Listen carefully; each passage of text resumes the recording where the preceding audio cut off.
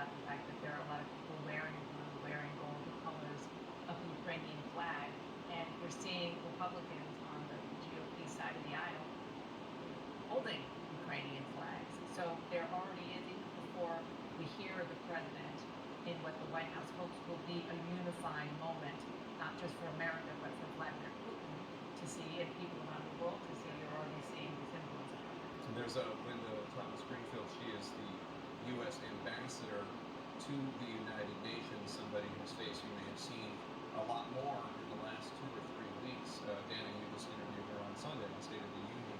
And Evan, it's interesting because Joe Biden, as a senator, as a vice president, as a candidate, and as a president, he has talked a lot about democracies versus autocracies. He's talked a lot about that recently because of his fears of the United States being pulled in the direction of an autocracy. But here we have a full-throated, full-fledged autocracy, Russia, and a dictator, Vladimir Putin, that he is confronted.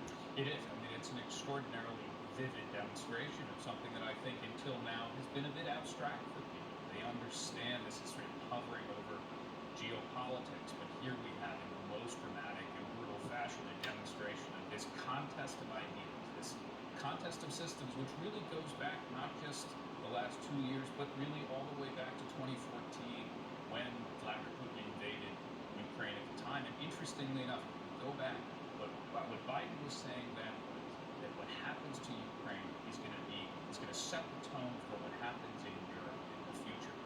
And there was something about that was, I think, probably sounds truer to us today than we appreciate it.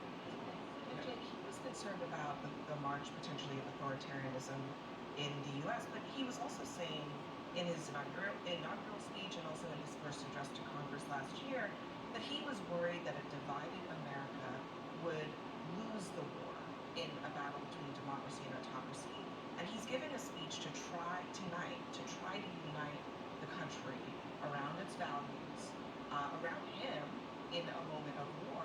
And it's a real challenge because we